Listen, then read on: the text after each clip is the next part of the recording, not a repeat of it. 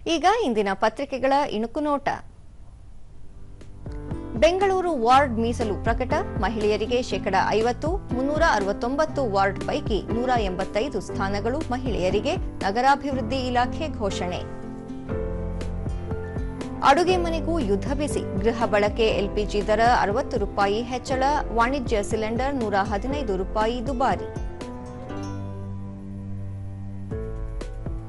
ನಗರದಲ್ಲಿ 2 ದಿನಗಳಲ್ಲಿ 200 ಅಕ್ರಮ ವಿದೇಶಿ ಪ್ರಜೆಗಳು ಪತ್ತೆ.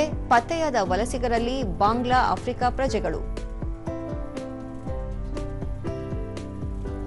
ದುಬೈ ಏರ್ಪೋರ್ಟ್ ಮೇಲೆ ಡ್ರೋನ್ ದಾಳಿ. ಕೆಲ ಗಂಟೆಗಳ ಕಾಲ ಕಾರ್ಯಾಚರಣೆ ಬಂದ್. ಹಲವು ಕ್ಷಿಪಣಿ ಡ್ರೋನ್ಗಳನ್ನು ಹೊಡೆದುರುಳಿಸಿದ ಸೌದಿ.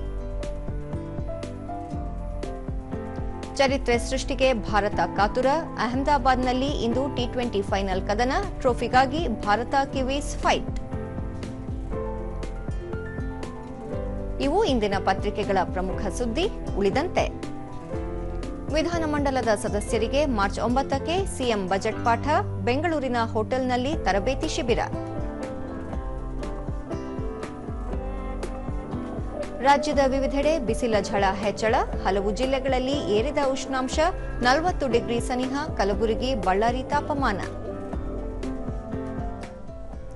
ಕೊಚ್ಚಿ ಬಂದರಿನಲ್ಲಿ ಇರಾನ್ ಮತ್ತೊಂದು ನೌಕೆ.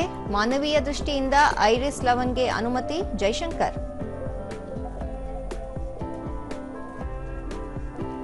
ರಷ್ಯಾದ ತೈಲ ಖರೀದಿ ಅಬಾಧಿತ. ಇಂಧನ ಖರೀದಿಗೆ ಬೇರೆ ದೇಶದ ಅನುಮತಿ ಭಾರತಕ್ಕೆ ಬೇಕಿಲ್ಲ. ಕೇಂದ್ರ.